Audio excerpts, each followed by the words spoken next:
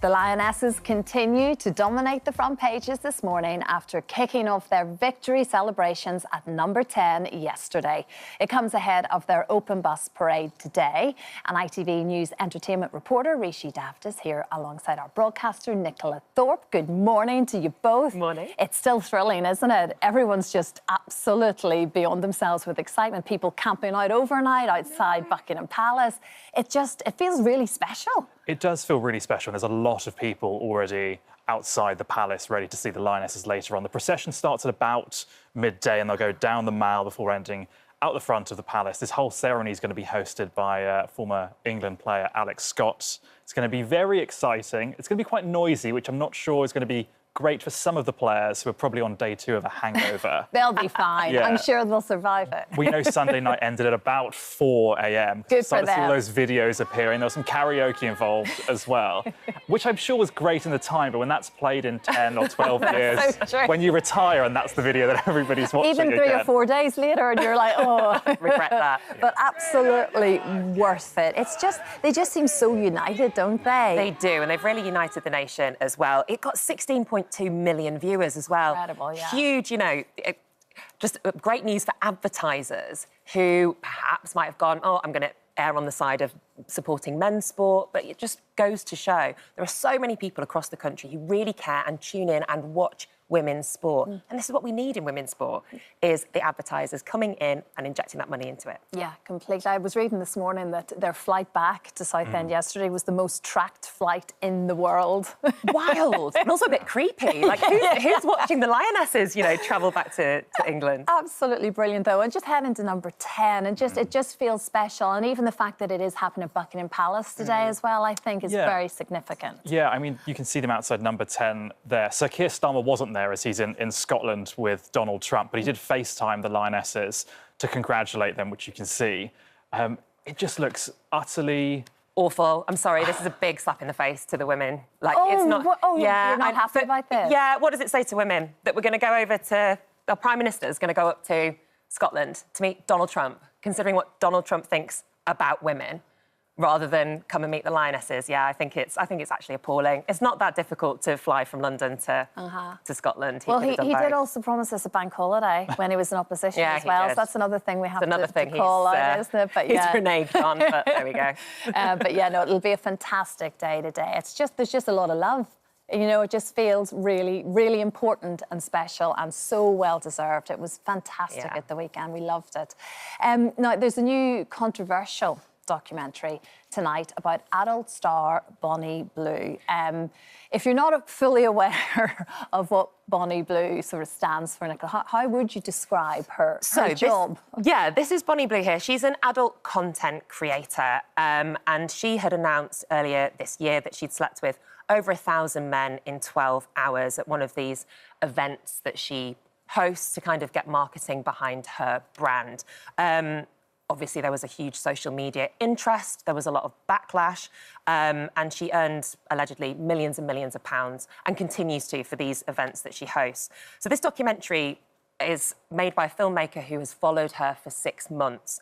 And they're really trying to get behind the brand of Bonnie Blue, who she is, her relationship with her family, etc., and the kind of toll that her newfound fame has taken on her. And I feel quite uncomfortable sometimes talking about this topic because I feel like she gets a lot of some deserved criticism, but some really unnecessary criticism too. She's bragged about sleeping with partners who are cheating on their wives or girlfriends. She brags, obviously, about the number of people she's sleeping with. She's hosted school-themed events as well, which is obviously completely, I think, inappropriate. But then, do we hold her to a higher standard than the men she's involved with? And she recently went on Andrew Tate's podcast, faced a lot of backlash for going on the podcast, but surely I would prefer that Andrew Tate himself, considering the charges that he's facing at the moment, had more of a backlash towards his behaviour towards women. She's ultimately a product of the society that we live in at the moment, and I think to single her out as an individual and say she's to blame is not right. I think we need to look at the way we treat women online as a whole. And actually, what she's doing is capitalising on marketing and this industry. She is the queen of controversy. And I think that it would be really interesting to watch this documentary and really look at the person behind the headline, because it's really easy to just hate her for what she's doing. And she talks about that, the fact that she's faced a lot of death threats as well, and she can't actually leave the house at the moment because of those death threats. Because she puts these sort of call-outs, doesn't she? And then various people turn up. She makes them sign a disclaimer type thing. And then it's, you know, it's a free-for-all, basically. Yeah. It's a very interesting concept. But like you say, here we are talking about it. There's a big documentary now coming as well. It's an interesting time, really, when it comes to where she is in society and what she stands for. Yeah, I mean, I actually was on a night out in Soho 2 weeks ago, and she was coming out of a bar just further down the road, and there were lots of people cheering for her and waving at her. So she is this huge celebrity now. She's probably one of the most famous faces in the country, for whether that's good reasons or bad reasons, however you perceive what she's doing. But it's really interesting with this documentary, with getting kind of a look behind what we see with what she puts out on social media. We can have a look at one clip now. And that's her mum there, who is sort of very involved, really, isn't it? Very supportive, clearly. Yeah, she's become part of the team and kind of works for Bonnie. And, you know, what the mum's saying there is really interesting, and the fact that she's been held to this higher moral standard than other people. I mentioned before that she, you know, brags about cheating, sleeping with men who are cheating on their partners, and she gets a lot of hate for that. And she actually worries about women coming up to her in the street and attacking her. But at the end of the day, she's single. It's the men who are married. It's the men who are in relationships. They're the ones doing the cheating. But yeah, it's sparked a lot of conversation about the fact that the family support it as well, which is interesting. But if they support it and she's consenting, then so be it. It's grown-ups, isn't it? It's interesting, though. Rishi, this is another interesting one. Explain why Gen Z are staring blankly at us. This is an actual thing. Yes, yeah, and I can firmly say that I'm not within this category of Gen Zers, and so had to Google exactly what this means. And I think I've got an understanding what the Gen Z stare is. It's when somebody of the Gen Z variety, which means they're born between 97 and 2012, which makes me feel old, but they look blankly back at you in response to a question or a statement which is believed to be a stupid question or something that has inconvenienced them. So it's a blank, long, expressionless stare. Okay. Yeah. So there are no words? No. It's just all in the I always think it's more offensive than being rude to someone, is if they say something to you and you just stare back at them with, like, very little care in the world. You must have interviewed some guests like that, though, Christine. You know, the odd time, yes. Sometimes I've wanted to stare. Do you think it's a younger generation who aren't as used to, like, social interaction and looking into someone's eyes? Is that what it is? Is it because we're doing this on phones rather than looking at each other's eyes? If you're used to, like, you know, using a phone like Deliveroo, you're not really used to going into a shop and ordering something, you might be a bit surprised when, you know, somebody serving you a coffee actually asks you a question. Yeah, that's true. It's like, oh my gosh, conversation. Nobody's spoken to me in 3 days. I don't know what to do.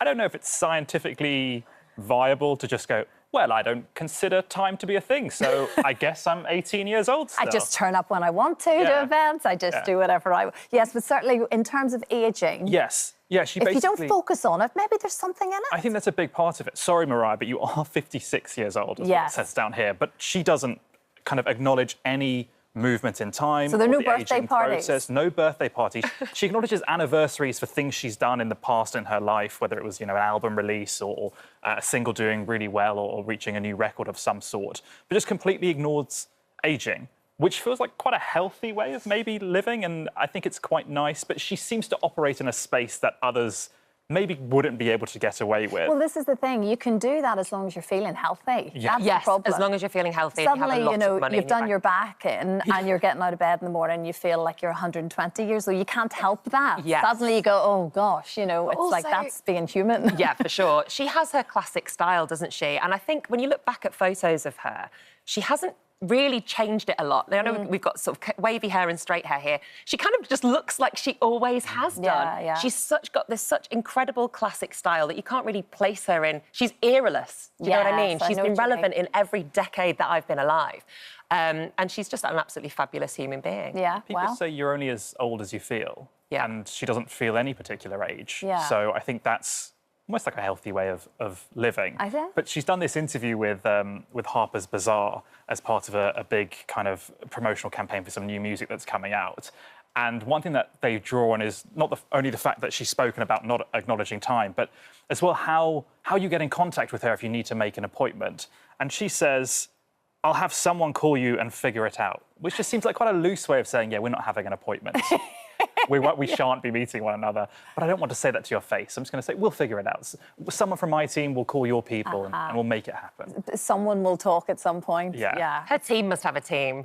Yeah. The team have a team and they have a team. She's definitely doing the Gen Z blank stare when somebody asks her a question. 100%. Oh, my gosh, yes, that's exactly it. And she does it so well, I can imagine. Well, fair play. And surround yourself with young people. Yes. Yeah. I think that's another way of keeping you feeling ageless. I don't think you want your icons to be, like, down to earth, do you? No, you want a bit of that. Yeah, Of course absolutely. you do. Absolutely right. Yes, I couldn't. Well done, Mariah. You've inspired us all this morning. Talking about inspirational, we've been talking about the Lionesses, of course, this morning. And my next guests are amongst those who have been very much inspired by the team. The Watford Walking Football Club are a group of women, mainly in their 40s and 50s, who have taken up walking football. It comes as new stats by Age UK revealed that 78% of women aged 50 to 65 worry about staying healthy as they age. They're not like Mariah. They need to be more Mariah. That's what we need to do. Coach Holly Lavelle joins us alongside Maxine now with some of the team. They're all in the background there. Good morning, ladies. Lovely to see you. Holly, you started this club back in April and you've just had this incredible response. Tell me exactly, what is walking football? What does one of the training sessions look like? So, well, everyone that tries walking football comes down and says, this isn't walking. But it's all about keeping fit, getting fitter, just having fun. So I'm here with Maxine and some of these other lovely ladies from the Walking Football Club. We just started in April, like you said, and we've just had a phenomenal response from all local ladies that want to get fitter, that don't feel that the gym is the right place. We just have a laugh. We have a laugh and we have a drink after the sessions as well. So, yeah, it's brilliant. It's brilliant. It's good fun. Come down, try it. Exactly. So, Maxine, what do you get out of it? Because it's all sorts of abilities. Like you say, some of these women have never kicked a ball before. It's not necessarily about footballing talent, this. No. Honestly, Christine, please, you have to come down and try it. It is fun. You keep fit. I've tried everything, but this just really works for me because I've lost weight, I've got some new friends. It's just brilliant. And just being outside, just looking at you there now, there's a proper sort of team feel to it. And I'm sure you both undoubtedly were watching the Lionesses, of course, picking up that trophy again. Yeah. They have inspired not just young girls, but like all of us. Amazing, yeah, 100%. I mean, we were all watching it in one shape or form. I was actually at a concert with an iPad in the back row. But yeah, it was absolutely fantastic. And, you know, the girls have just done us so proud. They are absolutely amazing, a real inspiration. And so is Serena as well. They're just all inspirational. So hopefully this will encourage more people our age to come and try it. And that's it, exactly, just give it a go. Just how competitive does it get, Holly? Oh, it's as competitive as it can be. So I look after one of the England ladies teams as well and play in that, and that's as high as it gets. It's absolutely amazing. There's something for everyone. I thought they were coming over to pick you both up there. I was a bit scared for you. I know. She will do in a minute. And so you play proper games against each other. Is there like a big final at the end of the season, Maxine? Yes. Yeah, there is. There will be. Yeah, so this is our first Tournaments. season for Watford in a league. So we start in September.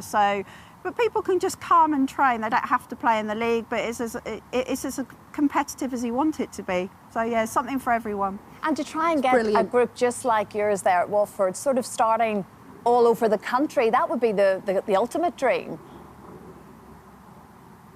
Yeah, definitely. I mean, it's nationwide, it's international now as well. It's just fantastic. And we've met ladies from all around the country, all around the world, made friends that we never thought we'd make, and met so many new people. It's just a fantastic sport that anyone can do. Brilliant. And are you all getting together today to watch the parade? Yes. Yeah, there's quite a few going up. Some couldn't be with us today because they're already making their way up, and a few of us going up there today. So yeah, fantastic. Yeah, can't wait. Brilliant. Oh, thank you so much, ladies. Thank you for taking the time to talk to us, Maxine and Holly. Thank you so much. That's just what fun that is. That's just great fun. It's I just hate running. brilliant. Love walking. Yes, although Very much exactly up for like they that. say, I mean, there's a bit of running as well. But what a great way of it's just a different way to keep fit, isn't it? Yeah, totally. I And that love team spirit as well. Exactly that. Thank you very much, ladies. Hi there. Thanks for watching our YouTube channel where we upload new videos every single day. You can click here if you're interested in this video or head to the homepage for some more amazing content.